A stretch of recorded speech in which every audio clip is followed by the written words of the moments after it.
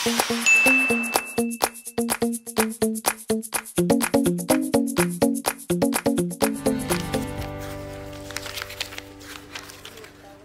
mo, anak.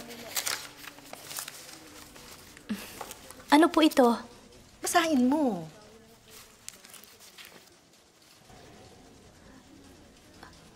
Inay? Ako yung gumawa ng tula na to, para kay Ray. Oo nga. Pinadala dun sa Pinoy Tatler. Basahin mo, gusto kong marinig.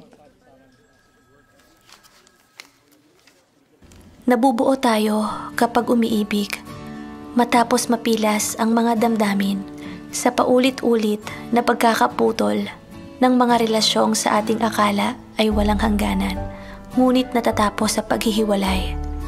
Tayo'y naiiwang kabiyak na lamang. Tila mga anghel na iisang pakpak, hindi makaangat, kahit napiliting kumampay pataas. Hinahanap natin ang ating kabiyak sa makakasiping, makakapareha. At kapag nakita, mag-aakbay tayong magpapaimbulog sa kaitaasan sapagkat buo na dahil umibig. May dalaw ka.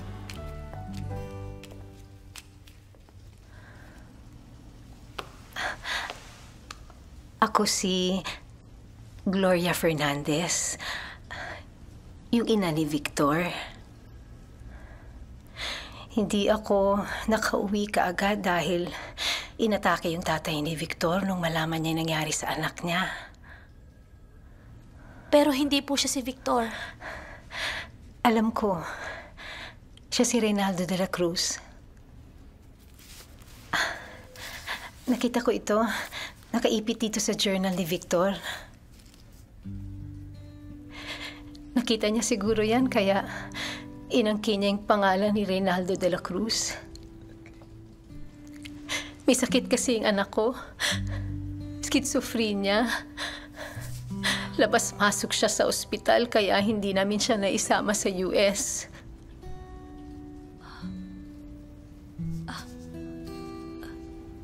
Hindi ko po alam. Huwag kang mag-alala. Hindi naman kita sinisisi sa pagkamatay ng anak ko. Journal ni Victor.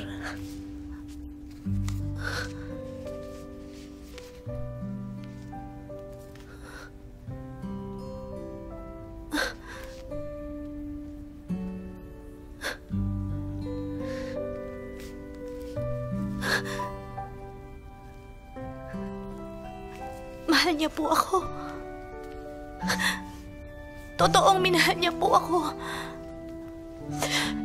Maraming babaeng minahal ang anak ko. Pero walang babaeng nagmahal sa kanya dahil sa sakit niya. Ikaw lang. Pinasaya mo ang anak ko sa mga huling sandali ng buhay niya. Kaya nagpapasalamat ako sa'yo. Pero napatay ko po siya. Hindi. Hindi mo siya napatay. Mula pagkabata, may butas na sa puso si Victor. At yun ang dahilan kung bakit siya namatay ayon sa medico legal. Hindi strangulation. Huwag kang mag-alala. Sinisiguro kung hindi naman gugustuhin ni Victor na mabulok ka dito, I will testify to save you.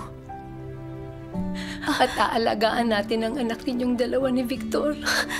Maraming salamat.